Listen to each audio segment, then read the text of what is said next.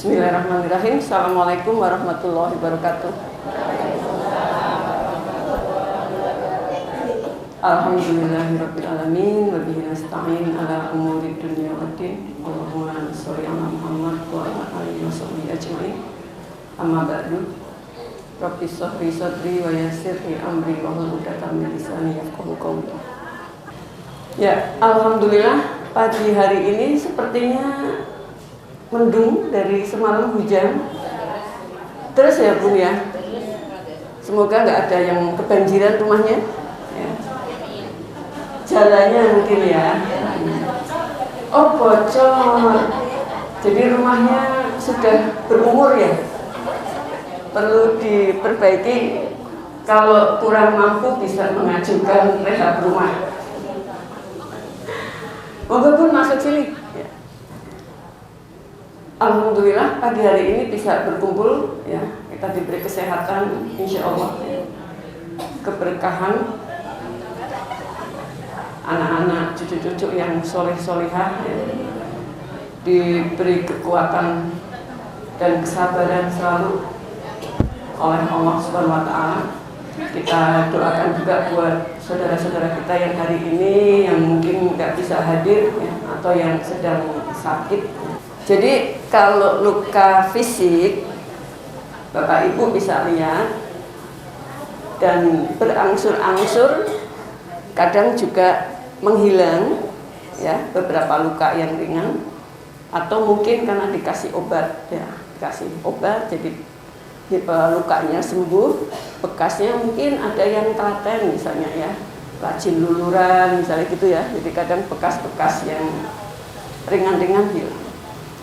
Nah pertanyaannya, kalau lukanya di batin kelihatan nggak Bun?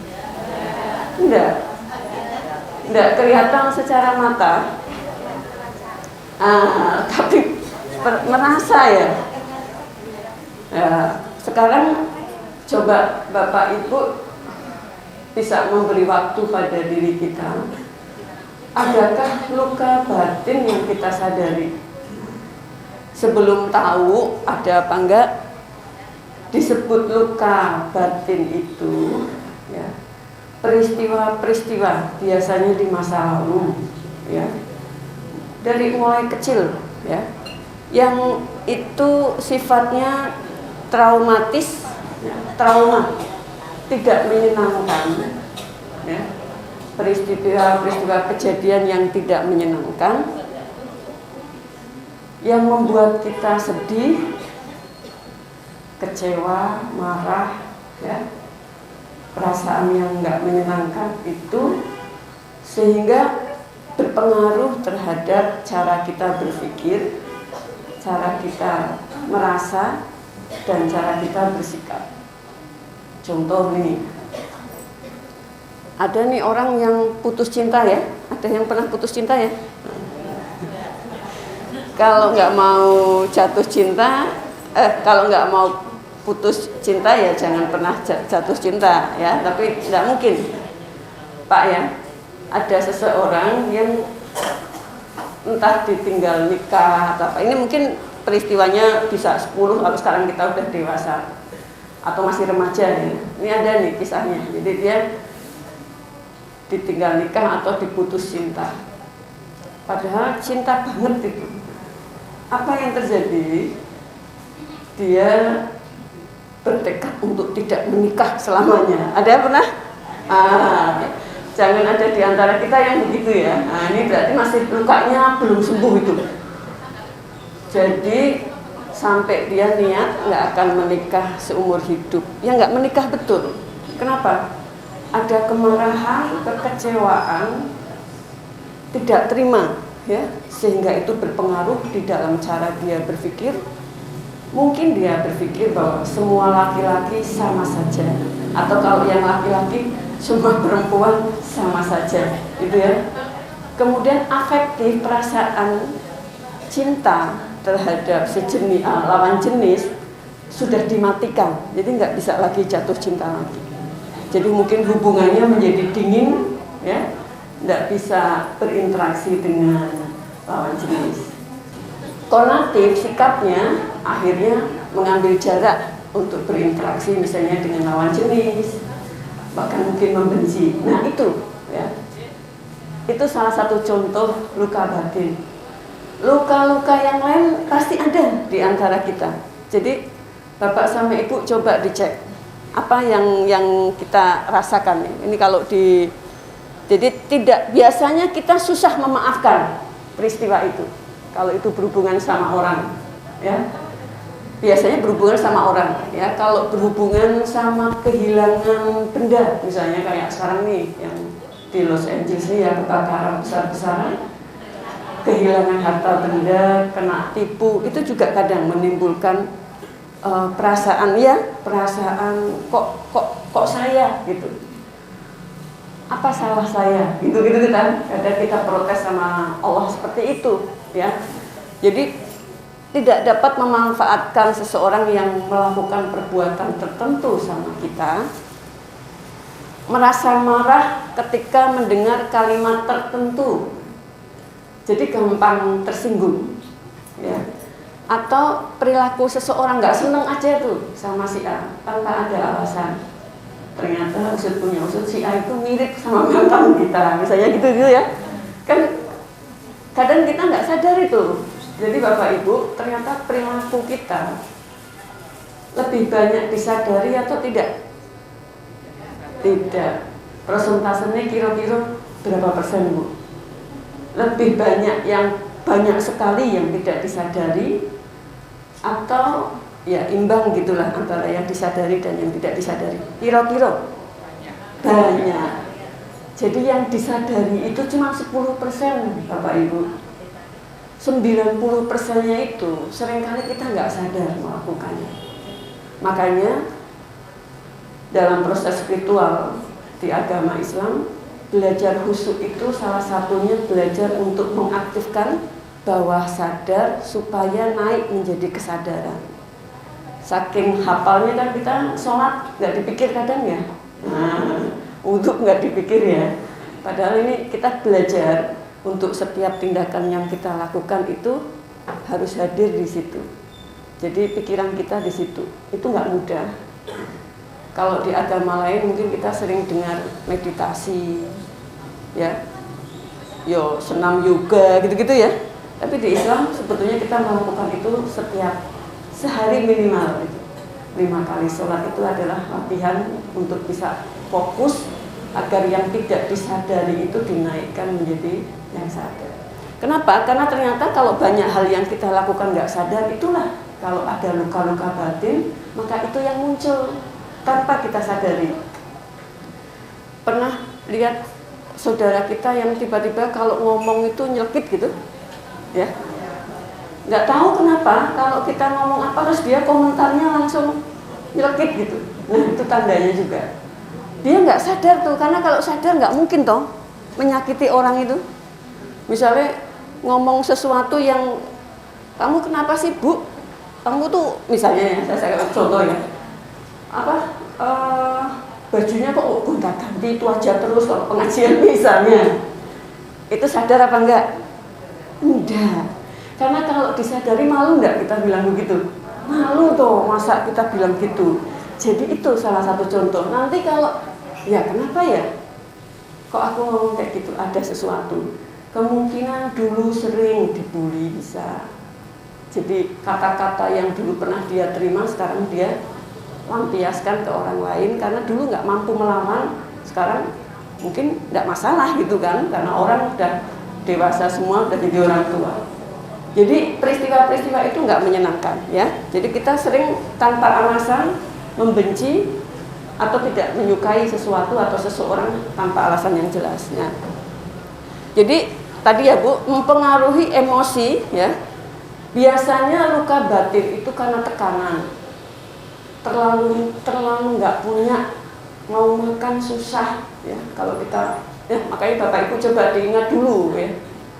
Pernah mengalami hal-hal seperti itu enggak ya? Orang tuanya mengasuhnya kurang kasih sayang ya. Sering dipukul, sering disuruh-suruh, dibandingkan sama saudara-saudara kita, bahkan sama anak tetangga, atau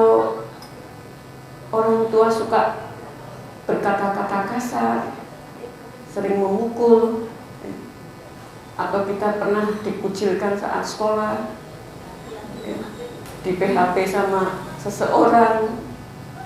Kalau ibu ingat ada pengalaman-pengalaman itu, nah ya, ini gunanya sambil pertemuan pagi ini untuk bisa melihat ya dari dalam diri kita ada nggak gitu. Ada pengalaman-pengalaman yang membuat kita menjadi berpikir negatif ya tanpa kita sadari. Jadi biasanya ini tekanan bentuknya apa? Punya istrinya ngomel terus misalnya gitu ya, dari awal nikah sampai sekarang itu prosesnya lama ya. Jadi tekanan dalam jangka waktu lama terus menerus ya. Terus menerus jadi menimbulkan emosi negatif yang mendalam. Itu disebut luka batin.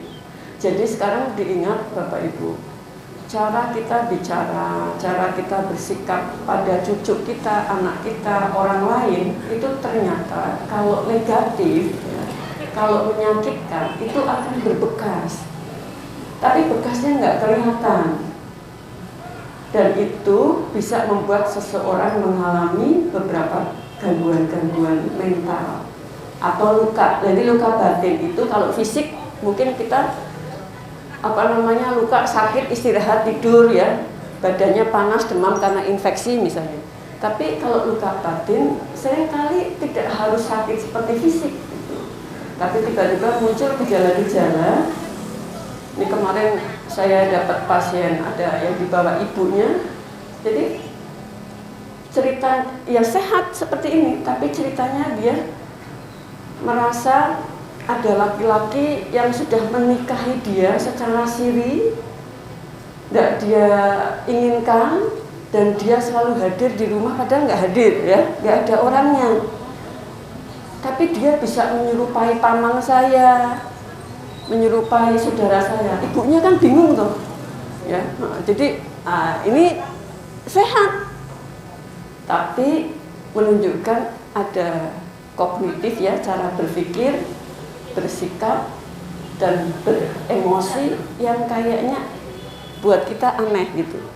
Ya, untungnya itu segera dibawa, jadi kita oh ya Bu, ini perlu cerita-ceritanya ternyata kerja di luar negeri, uangnya udah dikumpulin, dipakai habis pula. Nah gitu ya, ini termasuk shock ya, jadi pengalaman yang bikin shock, ternyata uangnya habis. Gimana coba, ya kan? Untuk apa? Ternyata dipakai untuk sesuatu gitulah ya. Tapi intinya dia shock dan akhirnya itu berpengaruh. Bisa terjadi. Jadi ini luka yang langsung gitu ya, sekarang tapi langsung. Kadang beberapa luka batin itu jangka lama ya, karena tekanan ekonomi bisa, KDRT bisa ya, atau dikucilkan di masyarakat juga bisa. Jadi kenapa kita nggak boleh mendiamkan orang? Karena itu bisa menimbulkan luka batin yang cukup lama. Ya itu Bu. Jadi munculnya gejala-gejalanya itu akhirnya nanti timbul permasalahan mental. Gitu ya. Kalau nanti sekarang sudah tahu bekasnya luka batin itu ya itu tadi, bekasnya bukan fisik tapi bekasnya pada cara dia berpikir ya. Jadi dia mungkin akan berpikir bahwa di dunia ini nggak adil, dunia ini kejam, ya gitu-gitu. Terus emosinya nggak percaya sama orang, semua orang itu sama saja, gitu-gitu. Terus kemudian sikapnya biasanya menjauhi, mengurung diri, ya. Ini yang seperti terjadi kan nggak mau ketemu orang gitu. Ada sikap-sikap yang berubah atau mungkin jadi aneh gitu ya. Di tengah keramaian sendirian gitu-gitu. Jadi ngerasa sendiri, main HP terus biasanya gitu ya, untuk mengalihkan kecemasannya. Nah kalau sudah seperti itu kan, itu termasuk lukanya udah kelihatan, tapi tidak banyak orang yang tahu. Betul? Biasanya orang cenderung nggak menyukai gitu. Kalau kelihatan di fisik, kasihan ya, Bu coba sih diobatin gitu-gitu. Karena kelihatan, tapi kalau luka batin, nampaknya gejala-gejala perubahan di sikap, di perasaan, dan di pikiran, orang hanya sering menganggapnya aneh.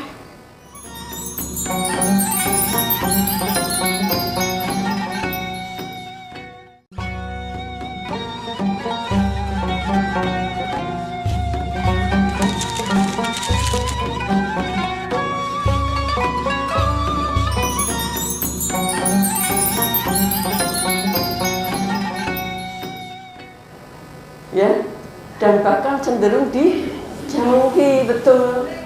Padahal dia itu sebetulnya sudah menunjukkan tanda-tanda ada luka batin yang perlu dibantu untuk disembuhkan. Maka Bapak Ibu biasanya kenal istilah apa? Healing. Nah, saya ini populer ya. Healing yuk, pergi kemana gitu ya. Healing itu artinya penyembuhan. Tapi healingnya ibu-ibu itu pergi ya mesti ya. Kenapa sih? Ya, healingnya kok ngeluarin uang gitu ya. Kalau yang nggak punya uang kan kasihan ya. Jadi self healing. Tidak harus dibantu orang lain. Maka pagi hari ini kalau nanti ini Bapak Ibu sudah menemukan bekas luka batin itu kadang kita nggak mau tahu karena ingin dilupakan, betul? Karena kalau diingat menyakitkan, tapi tidak sepenuhnya kita memaafkan kadang-kadang, maka itu akan terpendam jauh di dalam bawah sadar kita, sehingga seringkali ada yang menyangkal, nggak ada apa-apa kok, gitu-gitu. Itu tandanya itu sudah dalam sekali dan ada critical factor namanya. Jadi faktor yang menghambat seseorang untuk mengenali dirinya. Maka kadang ibu-ibu, bapak suka berpikir, bapak atau ibu itu tuh sadar nggak sih ngomong kayak gitu ya? Terus diingetin, bu boleh ngomong kayak sih, ojo nyengit-nyengit sih bu, siapa sih nyengit? Aku biasa, kok dia, gitu-gitu loh. Nah, itu berarti ada filter yang kuat yang membuat seseorang itu nggak bisa. Bu, nampo sih jenengan iki kok ngomong nyakit banget. Ora apa-apa. Gitu ya. Itu tandanya ada filter yang kuat. Nah, selama filter itu nggak kita sembuhkan dengan beberapa hal nanti ya, itu nggak nyampe lukanya. Jadi lukanya itu nggak pernah bisa sembuh karena kita sudah ditutup pokoknya, nah gitu, sudah wes nggak tiada maaf bagimu, nah, gitu ya, nah, gitu-gitu, itu filternya udah kuat. Maka beberapa orang bisa sembuh dengan self healing, penyembuhan diri sendiri. Nanti hari ini kita sedikit kenalkan. Beberapa orang nggak bisa Pak, harus dibantu profesional, bahkan harus dibantu terapi medis pakai obat. Selama tidak dipakai obat, ya dia akan sangat kuat gitu. Dan saya ini punya ada kasus, jadi dia ngalami satu malam ibu bapaknya bertengkar Pak, anaknya masih kecil-kecil ya. Jadi ini setelah sudah dewasa anaknya sekarang, bertengkar hebat, teriak bapaknya ini ya. Terus bapaknya itu keluar rumah. Rumahnya ditutup, dikunci dari luar. Listrik itu kan dimatikan dari luar jam 2 malam nih ya. Terus pintunya itu digebrok-gebrok dari luar. Teror kan ini ya, iya kan? Ingin membuat istri dan anak-anaknya ketakutan di dalam. Ya, jadi dipateni lampu nih, terus pintunya itu digedor-gedor semua. Anak ini sekarang, nah, karena lukanya dan itu sering dilakukan. Ibunya sering bilang bahwa kamu tuh bukan anak bapakmu itu. Jadi anak ini dikasih tahu bahwa bapaknya itu bukan bapak yang dia kenal. Jadi ada banyak hal yang membuat anak ini bingung kan. Nah, munculnya biasanya kalau pada remaja, kalau sama kita ini udah terlalu tua ya Bu ya. Kata wis angel yo. Tapi ini kita harus kenali. Itu dampaknya kalau masih remaja apa? Tantrum, Pak. Jadi tiba-tiba dia akan marah-marah tanpa sebab. Melempar barang-barang, ngomong kasar, berubah ekspresinya gitu. Waktu kejadian seperti itu tantrum, dia nggak sadar. Jadi nanti setelah direda atau ada yang meredakan itu, dia nggak ingat apa yang terjadi dan dia menyesal kenapa dia begitu. Jadi salah satu ciri tanda luka batin kalau dampaknya sudah muncul setelah itu disesali biasanya. Ya, jadi bapak-bapak tiba-tiba mukul anaknya, habis itu nyesel. Nah berarti itu termasuk ekspresi luka batin kemungkinan dulu ada peristiwa-peristiwa yang terjadi pada kita belum sembuh, kita lakukan hal yang sama pada orang lain. Kenali ya, apa aja itu? Bisa omongan, bisa ekspresi, ya, bisa keputusan-keputusan yang kita buat. Misalnya, banyak deh ya. Kamu kok punya istri Pak, sakit-sakitan kok masih mau toh? Nih kayak saya tak tinggal lah, gitu-gitu ya. Nggak sadar itu, bener nggak? Kalau disadari mungkin nggak sih orang sakit mau ditinggal gitu? Ya, jadi kadang ada kan kita punya teman yang sarannya, sarannya itu kayak dipikir-pikir kok orang koyok ndak gitu mosok kuwi anake beling wis anu wae titipke wae nang pondok. Rasa dijukuk-jukuk gitu misalnya gitu ya. Jadi padahal secara ilmu proses penyembuhan itu kadang membutuhkan bantuan orang lain termasuk orang tua, tetangga, lingkungan. Jadi nggak harus itu diasingkan gitu. Kita tahu itu. Nah, saran-saran seperti itu juga kadang itu bagian dari luka kita sehingga nggak pas saat memberikan saran. Oke, sampai sini ya. Jadi kalau sudah ditemukan sangat mendalam dan berbekas, itu efeknya bisa pada gangguan mental. Jadi sebab-sebab seseorang mengalami gangguan mental atau ada gangguan batin jiwa itu adalah seperti itu. Ada pengalaman-pengalaman, peristiwa-peristiwa yang membuat luka, gitu ya. Nah, luka batin ini akan menjadi, kalau tidak disembuhkan, membuat seseorang akan rentan terhadap gangguan yang sama. Jadi kalau sudah pernah luka, misalnya tadi dulu kita pernah putus cinta, terus ditinggal nikah atau apa, kalau nanti kejadiannya sama lagi, tambah dalam itu lukanya, betul? Ya, kalau belum sembuh kok lagi ngalami hal yang sama, kan bisa lama, bisa juga sebentar-sebentar ya. Tapi membuat tekanan itu bisa sangat rentan. Jadi seseorang yang luka batinnya nggak disembuhkan, pengalaman traumatis nggak kita sadari dengan beberapa teknik, itu akan rentan mengalami gangguan yang lain ya. Jadi luka batin tidak hanya mencakup pengalaman yang menyakitkan secara emosional saja, tapi bagaimana individu merespon ya, memproses pengalaman itu. Jadi ada orang yang mengalami pengalaman tidak menyenangkan, tapi dia mampu mengolah, ya nggak jadi luka, betul? Kok kita ngalamin misalnya contoh yang tadi saya ditinggal nikah gitu, berarti dia bukan jodoh saya, nggak apa-apa, ya. Berarti Allah punya rencana lain. Insya Allah semua yang direncanakan Allah itu terbaik. Proses mengolah pengalaman itu yang membuat seseorang tidak mengalami luka batin. Betul? Ya besoknya jatuh cinta lagi, gitu-gitu. Tidak masalah. Karena kemampuan dia melihat perspektif peristiwa, ini kuncinya. Spiritual, dari sisi agama, kita tahu ada hablum minallah, hablum minannas. Jadi semua yang kita alami dengan manusia ini harus selalu kita hubungkan bahwa itu rencana, ketetapan Allah. Kita ini jalani. Nah, beberapa di antara kita tidak terima. Iya Bun, tidak terima. Jadi kadang, ya Allah kenapa kok saya? Nah, ini kemarin saya lihat di TikTok ada anak umur 6 tahun kena cancer. Ya, jadi dia di kemo kan.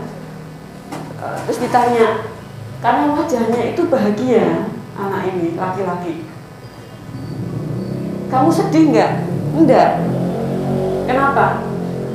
Pernah nggak kecewa kenapa kok kamu yang kena cancer gitu kan? Enggak. Allah sudah memilih aku. Berarti Allah tahu aku bisa jalanin ini. Kayaknya aku nggak tega kalau adikku yang kena. Jadi di situ ada adiknya yang kecil. Jadi dia bahagia karena Allah memilih dia, bukan adiknya. Kalau adiknya dia nggak bisa mungkin melihat itu. Saya itu baca sampai emosional ya. Anak umur 7 tahun bisa menjawab seperti itu. Jadi saya yang ngalami nggak apa-apa, Allah milih saya. Karena kalau adik saya ngalami, aku nggak bisa lihat itu terjadi pada adikku, ya. Nangis deh gitu. Ya, jadi penyebab luka batin bisa sangat variasi dan kompleks, ya, peristiwa-peristiwanya. Bisa muncul, ya, bisa muncul dari kehilangan yang mendalam, kematian. Nah, ya, kehilangan pasangan, kehilangan anak itu berat ya Pak, ya. Beberapa orang bisa menerima itu, beberapa orang sampai kena marah semua nih. Nah, ada yang kehilangan anak, jadi terakhir pertemuan itu nggak sempat ketemu sama saya di Citali, ya, nggak sempat ketemu bapaknya. Tapi ini nggak apa-apa, ini wajar. Tapi pamit sama anak buah bapaknya gitu ya. Nah, pamitan kan wajar ya, mau pulang kampus gitu, pamit gitu ya, luar kota. Bapaknya masih mimpin rapat. Bukan kecelakaan, apa ya? Ya kecelakaan, tapi bukan dia naik motor, ya, ditabrak gitu kan. Sekarang banyak peristiwa-peristiwa pejalan kaki atau apa, tiba-tiba ada mobil yang nabrak gitu-gitu ya. Mungkin penggunanya ngantuk atau menggunakan narkoba atau macam-macam gitu kan, atau alkohol gitu. Itu karena mendadak sampai disalahin tuh, kenapa sih kalian kok ngasih izin gitu-gitu ya, kok ngasih izin pulang maksudnya. Orang-orang pada tahu ya, itu wajar. Ada fase yang disebut fase penolakan. Jadi setiap ada peristiwa yang nggak menyenangkan, biasanya di awal itu kita menolak.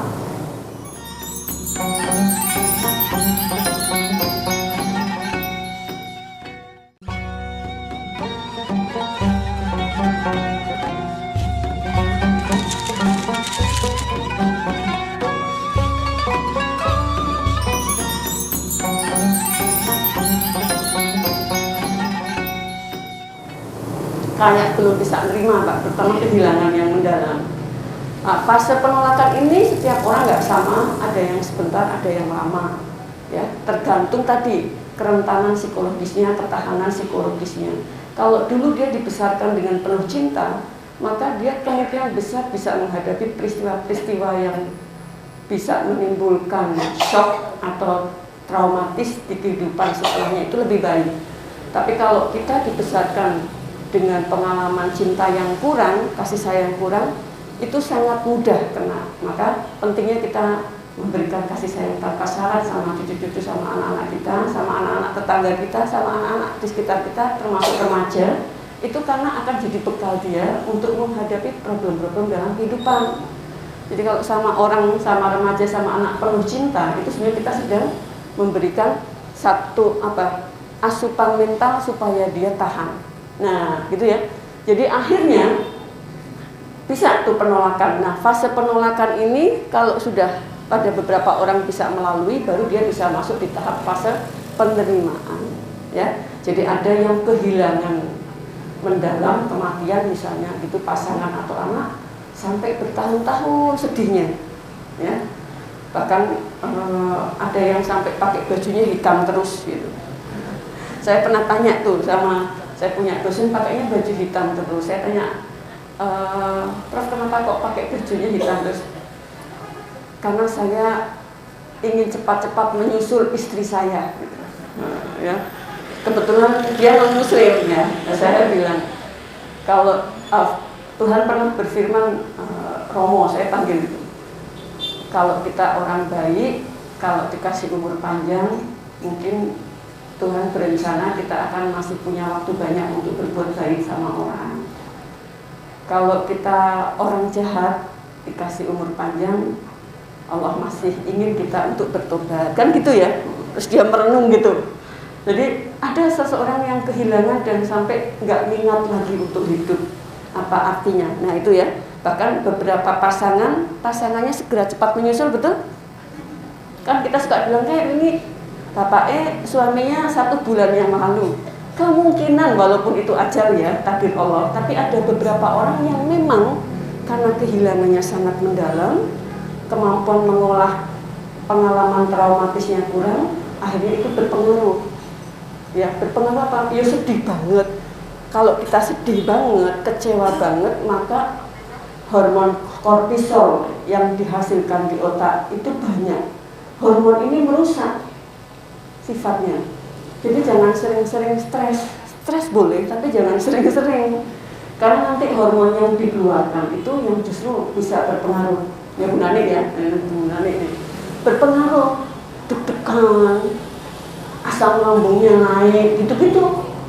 Nah kalau sering bahagia, sering senyum, bahagia, usah jalani gitu ya, itu healing tadi. Hormonnya dopamin. Dopamin ini bikin bahagia, meredakan stres, dan mengurangi rasa sakit bahkan secara fisik. Jadi biasanya orang yang bahagia jarang pegel-pegel ya, tapi nek susah stres kok pegel terus saben dino ya, gitu ya. Jadi hormonnya harus sering yang diproduksi hormon dopamin, Bun. Hormon dopamin ini bisa didapat dengan gaya hidup sehat. Ya, ini kita saling ingetin ya. Ya, satu, istirahatnya cukup, makannya juga seimbang gizinya, dan olahraga, betul. Tapi kunci semuanya adalah bersyukur yang diekspresikan dengan bahagia. Jadi wajahnya senyum, ya, cara bicaranya. Tapi itu kalau lukanya sudah sembuh. Oke, kita lanjut ya, karena nanti biar ada sesi tanya jawab. Nah, caranya menyembuhkan luka batin, ya, tadi munculnya bisa rasa takut berlebihan, ya. Bisa emosional, ya, gampang nangis, gampang jengkel, gitu ada. Nah, kemudian minder, rendah diri, ya, perasaan nggak berharga, apa sih aku ki, orang langsung seneng karo aku, gitu, itu tanda itu. Kalau orang ngomong gitu, tanda dia punya luka yang belum sembuh. Karena normalnya orang ya biasa toh, saya berharga. Setiap ciptaan Allah itu direncanakan, nggak ada yang reject, nggak ada yang bekas, nggak ada yang nggak berguna, semua berguna. Itu baru. Tapi kalau opo aku kira langsung seneng, serah duwe, gitu-gitu, itu tanda itu, ya. Terus kesepian, merasa sepi, terisolasi, apa ya kalau bahasa kalau rangut gitu ya, itu tanda ada luka batin yang belum sembuh. Jadi bawaannya kayak sedih terus, apalagi menjelang malam atau menjelang pagi, lihat matahari ini sedih karena akan ada aktivitas dan saya siapa gitu, mau apa gitu ya, ada kesepian, terus tergantung, apa-apa nggak bisa mandiri sendiri ya, tulung jejere terus, tonggolnya terus, anaknya terus, pasangannya terus, tulungi si Pak, tulungi si Bu, tulungi gitu ya, dan nggak bisa ngelola emosi. Dilapori Bu itu anak sakit di rumah sakit, cucu mas aku pengen krungu sing susah-susah ora kuat gitu ya. Nek ndak laku priye ibu bapak priye kok bocah sampai ibu gitu-gitu. Jadi reaksi emosinya itu nggak tepat, itu tandanya itu. Nah kalau sudah itu maka biasanya lebih sensitif ya, semua yang dikatakan negatif ya, sulit memberi maaf, cuek. Nah, kok kalau kita susah memberi maaf, tanda ada luka batin yang belum sembuh.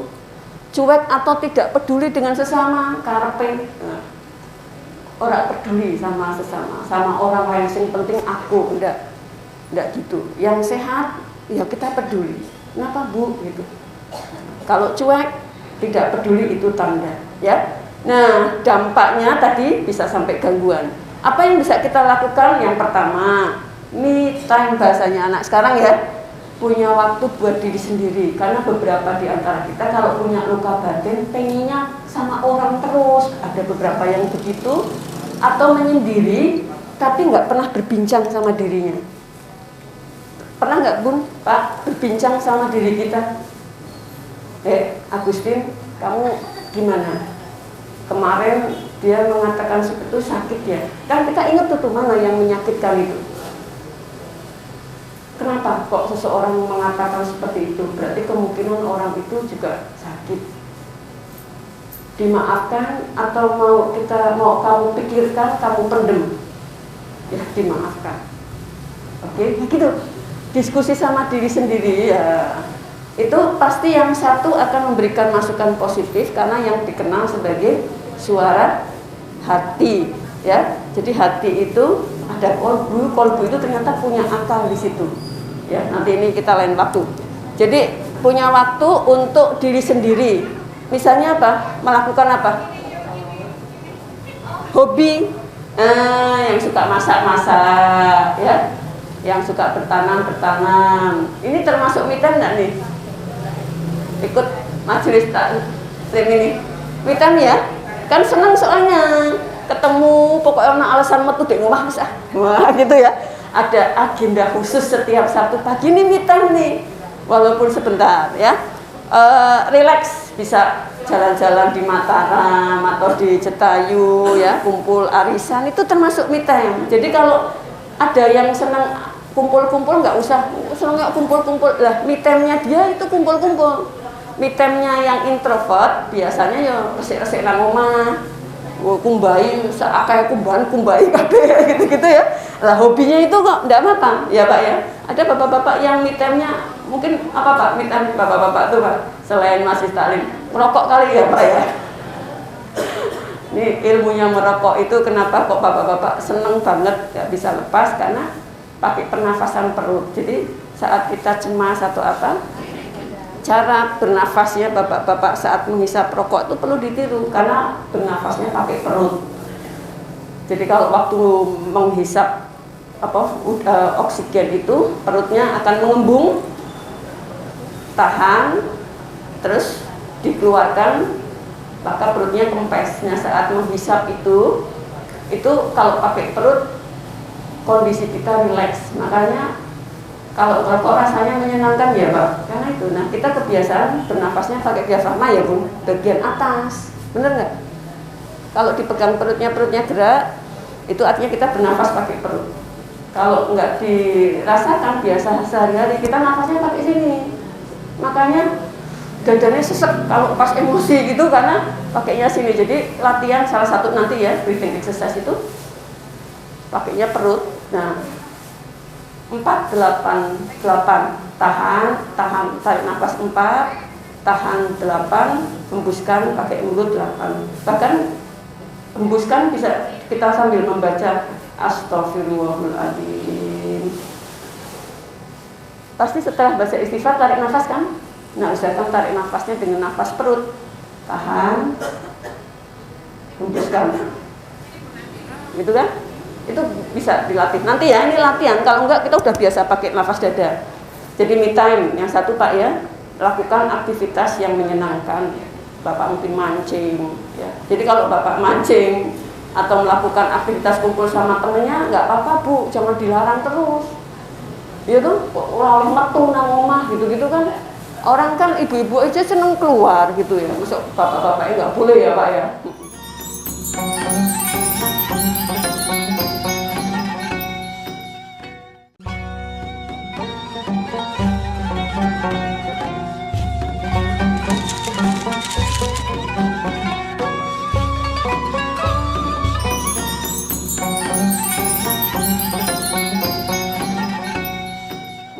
Yang kedua, mindfulness ya. Mindfulness itu kayak relaksasi ya, menenangkan. Jadi sholat itu sebetulnya kalau kita. Tapi kalau ini mau dicoba dalam kondisi tidak sedang sholat ya, menutup mata gitu ya, sambil ada 4 kata kuncinya kalau kita mau latihan. Aku menyesal. Menyesal apa? Menyakiti diriku, menyimpan kebencian, ya, tidak mau memaafkan, jengkel, aku menyesal, menyakiti diriku.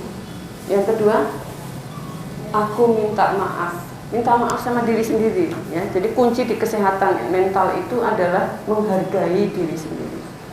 Aku minta maaf karena membuat kamu sedih, membuat kamu kecewa, menyimpan kebencian. Yang ketiga, terima kasih.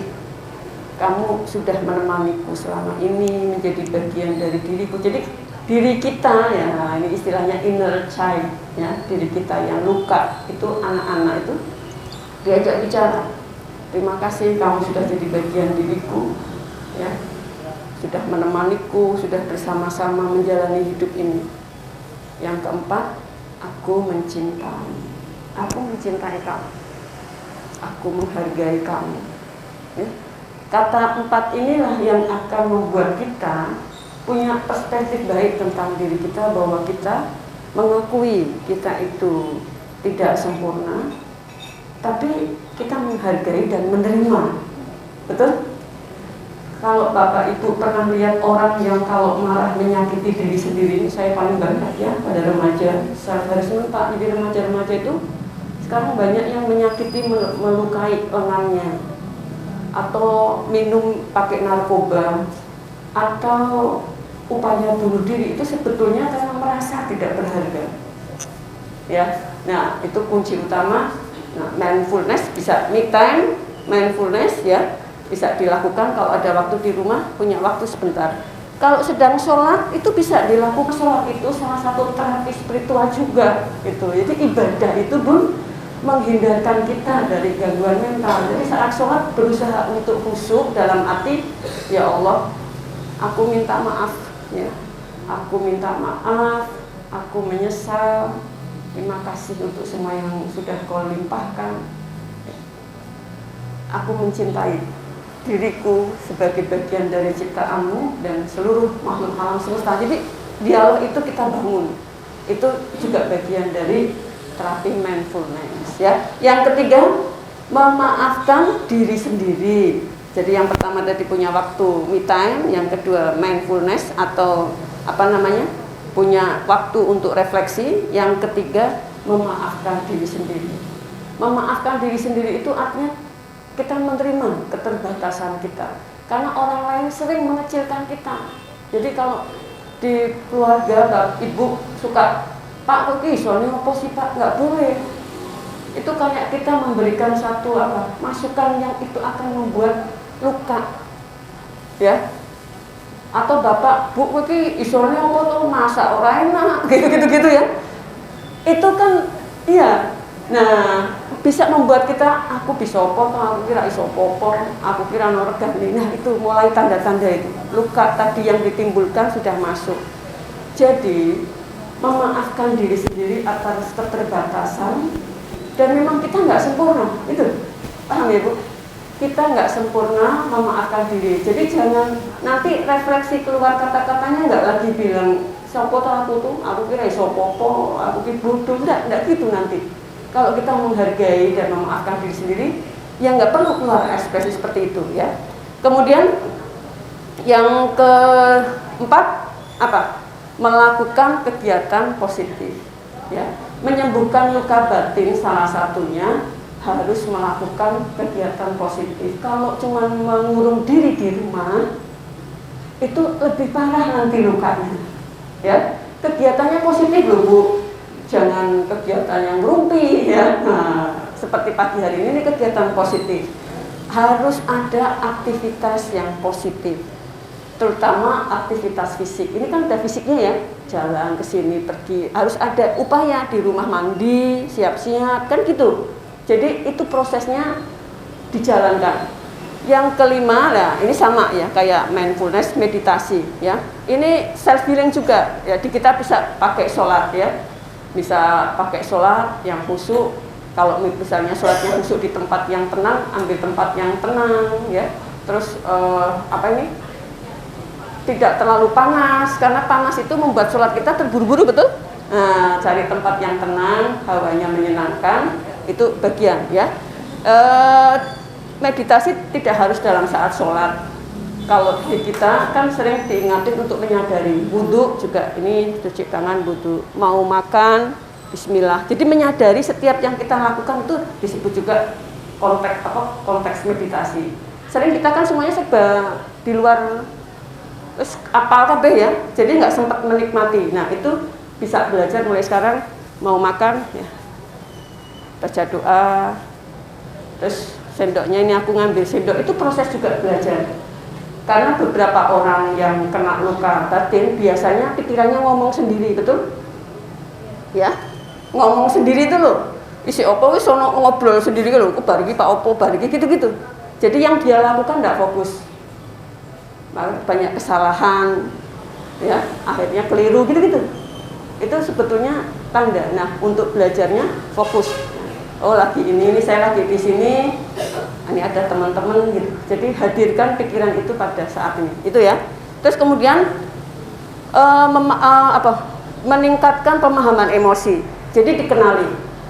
Kalau aku tuh gini, kalau nggak seneng ya wis nggak gitu.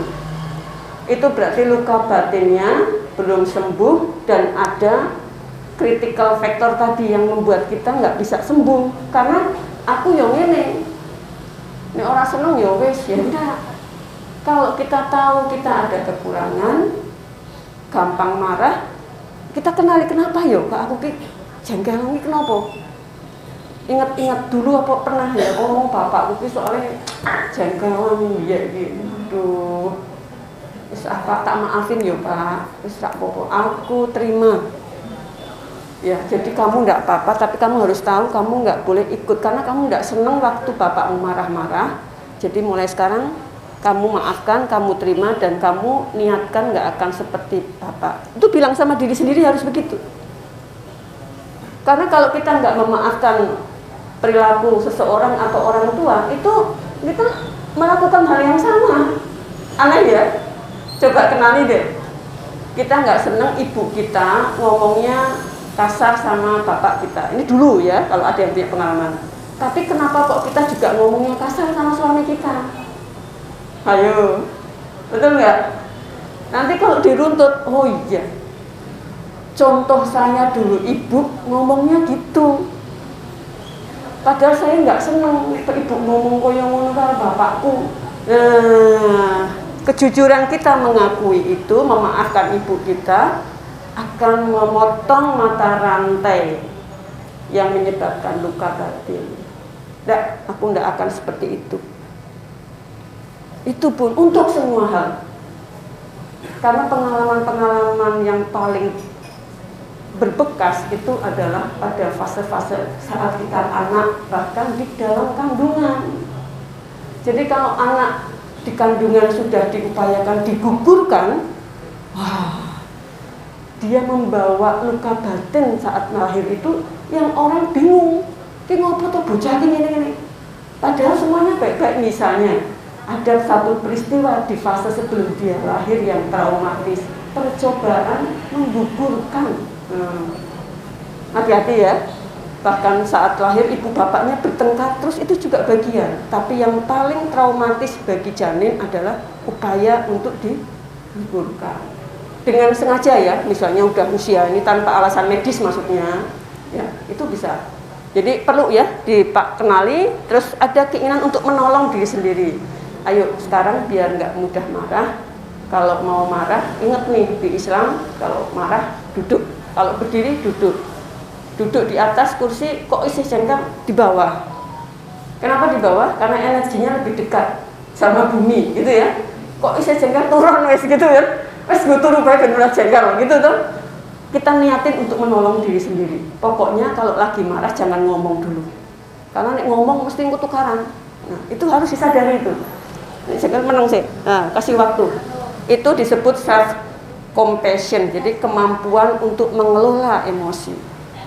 Itu ya, menyembuhkan luka batin harus punya kemampuan ini. Kalau udah, yo kemana-mana itu lukanya dibawa terus, ketemu wong nyengit, kalau sengit semuanya gitu. Tapi kalau dia mengelola, dia akan berusaha. Dinyek karo koncorit, ya gitu aja. Nah, gitu lah. Jadi nggak perlu dikomentari. Oke, terus kemudian bicara pada diri sendiri. Sering nggak? Pulang tuh dikira wong edan bagusin. Enggak. Kemampuan kita berbicara pada diri sendiri, memotivasi diri sendiri, mengelola emosi itu yang disebut tadi self healing. Jadi penyembuhan itu nggak harus orang lain, kita bisa melakukan hal yang sama. Kemudian menulis, nah bagi yang suka bisa menulis, tulis aja. Saya suka tuh sama pasien saya itu, kalau saya tanya, Bu, aku sih nggak apa-apa Bu, aku wis maafke Bu ini. Tapi begitu tulis, aku kecewa dengan dia, gitu-gitu. Begitu nulis, tulisan itu tetap keluar itu, walaupun saat ditanya aku rak apa-apa Bu, aku ngerti Bu, jodohin nang tangan Gusti Allah, gitu-gitu ya. Tapi begitu kamu tulis ya, pengalamannya berkesan, nulis ya itu, aku kecewa dengan dia, begitu-gitu. Itu menulis ekspresif itu bagian proses menyembuhkan luka batin karena dia bisa dituangkan. Kalau cerita malu, mosok aku cerita ora trimo, tulis. Habis itu siapain? Sobek-sobek boleh gitu, nggak apa-apa, nggak harus dibaca orang lain. Yang penting kita udah nuangin. Bisa menulis, bisa melukis yang tahu gitu-gitu. Kemudian memaknai masa lalu. Nah, kenapa ya dulu gini. Oh, bapak saya itu soalnya dulu nggak sekolah, SDM-nya mungkin kurang. Terus bapak saya dulu ternyata juga tidak mendapat pengasuhan yang efektif, jadi suka marah-marah. Simbah saya dulu ternyata begitu juga, kan gitu-gitu. Nah, berarti oh, saya sekarang paham bahwa pentingnya kita punya ilmu agar bisa memberikan pengasuhan yang positif. Jadi pengalaman masa lalu itu harus dimaknai positif. Harus dimaknai positif. Betul?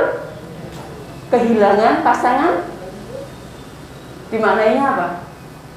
Ya semua yang hidup itu akan mati loh. Kita duluan atau orang lain duluan. Nggak ada yang abadi. Tapi alhamdulillahnya Allah nggak kasih bocoran kapan kita akan meninggal. Kalau dikasih, nggak ada yang datang nih di Masjid Taklim, semuanya sedih di rumah karena khawatir. Betul nggak? Nah, jadi kehilangan itu proses yang wajar ya. Itu ketetapan Allah, pasti ini yang terbaik. Kan gitu aja. Jadi selalu harus dimaknai. Anak apapun itu tidak mungkin lepas dari izin Allah gitu. Nah, proses-proses hablum minallah transendental ini diperlukan untuk cepat kita memulihkan luka batin. Gitu ya, waktunya udah habis nih Pak Lahiran ya. Jadi itu pengantar Bapak Ibu untuk kita mengenali diri, sehingga kalau bicara tentang kualitas keimanan dan sebagainya dalam perspektif agama, ya ini seseorang yang sedang belajar. Kita ini belajar untuk menjadi seseorang yang lebih baik. Ya, konteks baik itu nggak hanya kita paham tentang ilmu, ini termasuk ilmu yang kita harus pahami mengenal diri, tapi dampaknya di akhlak kita. Akhlak itu cara berpikir, cara merasa dan bersikap, kognitif, afektif dan konatif. Jadi kalau lihat ada orang yang santun, yang ngomongnya baik, tindak tanduknya sopan, itu dia mungkin sudah sembuh dari semua luka batin. Ya, gitu. Matur nuwun, ya, billahi taufiq. Assalamualaikum warahmatullahi wabarakatuh.